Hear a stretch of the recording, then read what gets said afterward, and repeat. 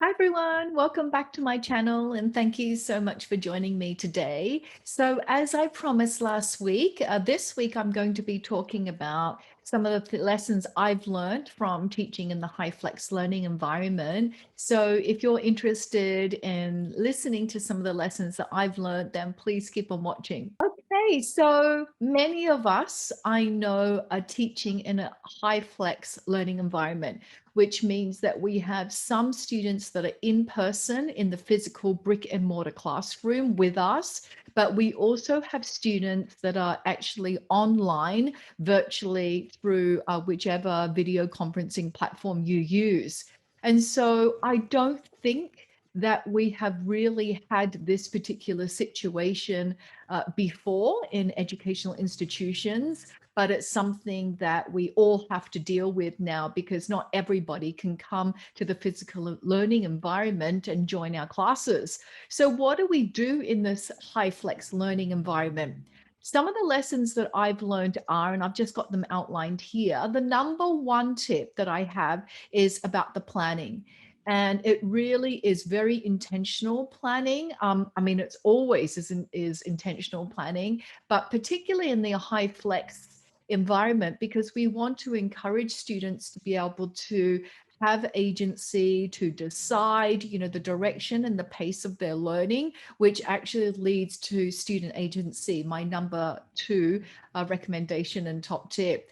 So when we're actually planning a unit of inquiry, we want to focus on that project or problem-based learning model so that students are working in small pairs or small groups to be able to solve a problem or work on a project over a period of, it could be anywhere from 4 to 6 weeks on a unit. So I also encouraged students to work in pairs, as you heard, or small groups, which leads me to my number three top tip, which is to do with collaboration. Really trying to encourage your students to either work in pairs or work in small groups.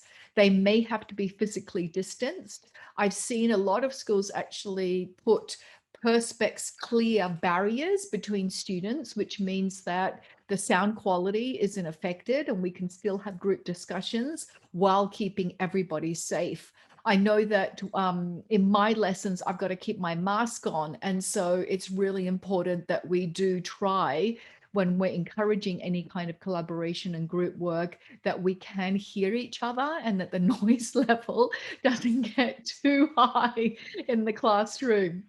Okay, so that leads me to my number four top tip is really trying to use a variety of different multimodal representations when it comes to the content of learning, which will help with deep conceptual understanding.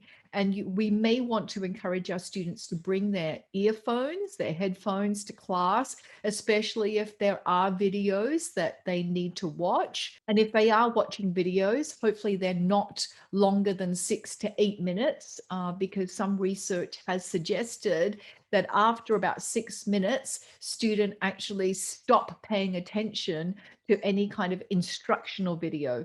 Of course, movies and TV series are completely different, but we want to keep the videos short. Even I think in a flipped classroom situation, we do not really want to be encouraging our students to watch hour-long videos on instructional content of the material. So multimodal, and I've talked about some digital tools in the past, like the video or like an app or a website, but I think we can also use hands-on activities in the classroom, and it can be done, I think, just as an individual student, they could be given lots of creative thinking tasks during the unit. Okay, so let's go on to number five. I'm just going to move myself over a little bit, make myself a bit smaller so you can see. Let me put myself in the corner as well so that you can actually see what I'm talking about. When you're in a Hyflex environment, make sure that the camera doesn't actually face you.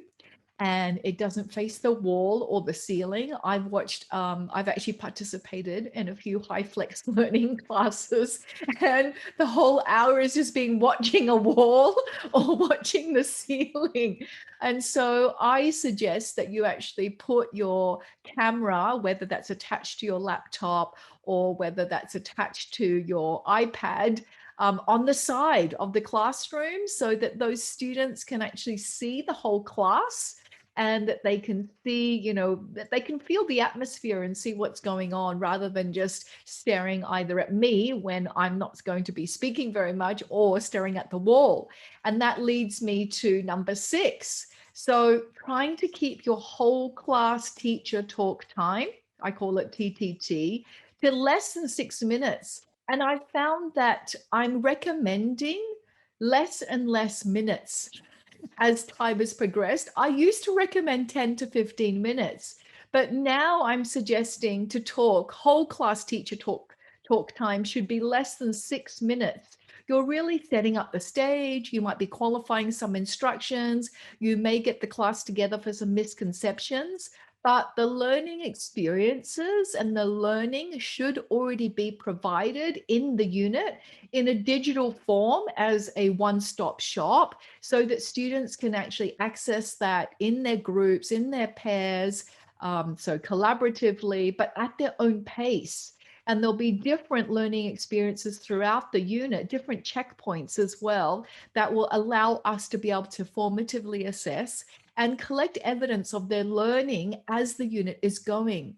So that leads me to my next top tip, which is about having the one-stop shop and having your entire unit, yes, your entire unit ready and available in a digital form so students can access that. Now, that doesn't mean that your teaching in the unit cannot be flexible and responsive to student learning. And it doesn't mean that the unit direction has to match exactly what the direction of student learning is, because if we design units that have these open-ended tasks where students can then take their own direction with their learning, then it doesn't matter if they see the entire unit mapped out in terms of putting it in a one-stop shop. So when I say put your unit as a one-stop shop, it's not prescriptive as the student does this for 20 minutes, then they do this for 30 minutes. It's a project problem-based learning environment where some of the learning experiences are actually quite open-ended and students can take their learning in different directions. So it's not very prescriptive. And then number 8, and I've seen a lot of schools do this in the Hyflex learning environment, longer learning blocks. So my lessons are around 2 hours, and 2 hours goes really quickly if you're not talking for more than 5 minutes and you're going around to individual groups and students and supporting them in a different role. If they're completely engaged with the learning experiences because they've been mapped out, and if they've been given agency and a chance to collaborate and take their learning in the direction that they want to.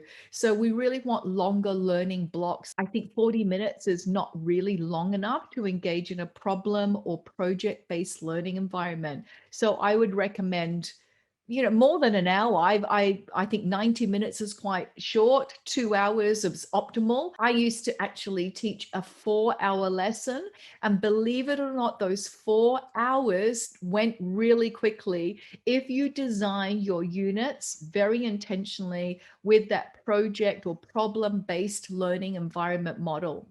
So if you've got any suggestions or lessons that you've learned from teaching in a Hyflex learning environment, please put it as a comment in the section below. I'm still learning. So this list here of 8 tips is really not exhaustive, and I'll probably keep adding to this. And I'll probably release another video when I learn more and more about how to teach effectively in a Hyflex learning environment. So thank you so much for watching, and I hope to see you next time. Bye.